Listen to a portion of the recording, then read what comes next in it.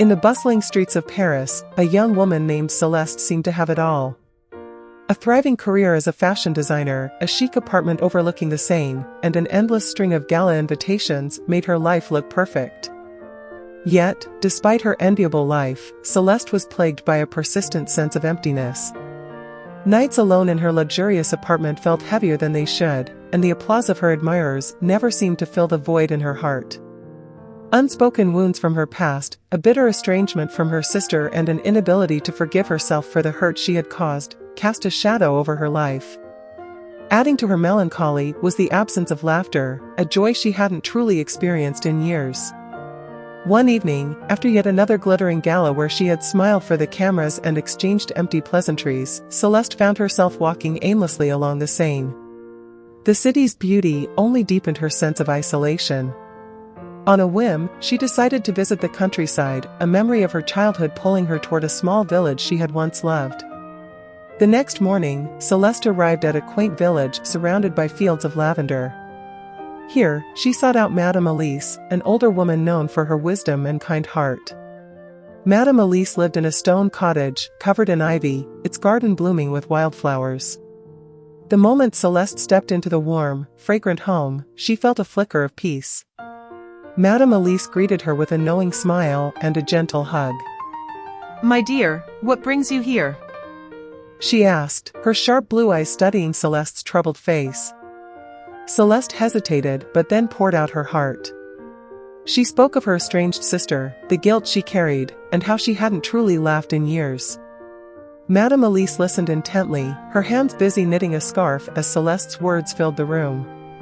When Celeste finished, Madame Elise set down her knitting and said, "Come back tomorrow morning.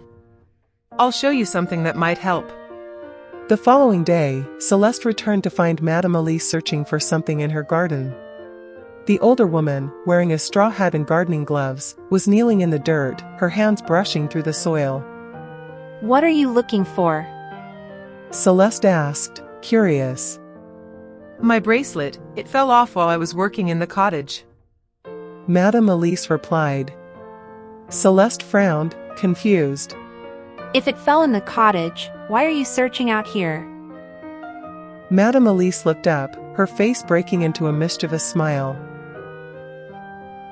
"Ah, you see, this is what we often do in life.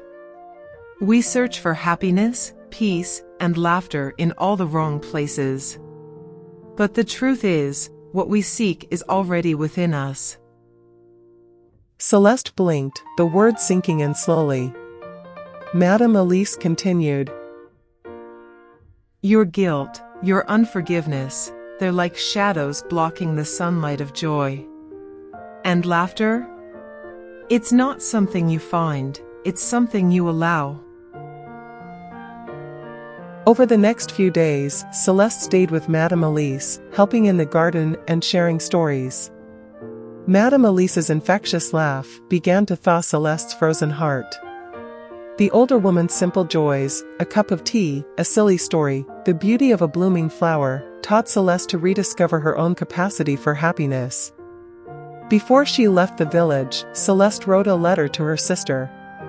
She didn't know if it would heal their rift, but she felt a weight lift as she folded the paper and sealed the envelope. On the train back to Paris, she realized that for the first time in years, she was smiling, a real, unguarded smile. The city's lights welcomed her home, and while her life was the same on the surface, something fundamental had changed within her. The emptiness had begun to fill, not with the applause of others, but with the quiet, enduring joy of forgiveness and laughter. Days turned into weeks, and Celeste found herself embracing her work with newfound enthusiasm. One day, while organizing a charity fashion show, she received an unexpected call.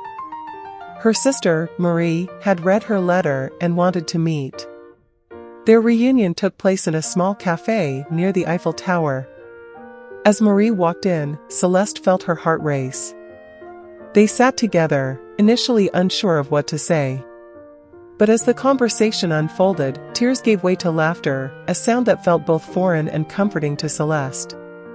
The rift that had once seemed insurmountable began to mend with each shared memory and apology. Afterward, Celeste realized that her journey toward happiness was not just about mending relationships with others, but also about mending the one with herself. She started incorporating moments of joy into her life, trying new recipes, dancing to her favorite songs, and spending time with friends she had once neglected. One evening, as she stood on her apartment balcony, looking out at the sparkling Seine, Celeste felt an overwhelming sense of gratitude. The weight she had carried for so long was gone, replaced by a lightness she hadn't known in years. The next morning, she received a bouquet of lavender with a note from Madame Elise. It read, "Laughter is your sunlight, my dear. Let it grow within you." Celeste smiled, clutching the flowers to her chest.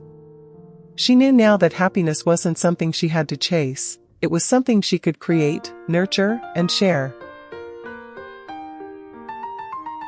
Happiness is not found in external achievements or possessions, but in the ability to forgive, to find joy in the present moment, and to laugh freely.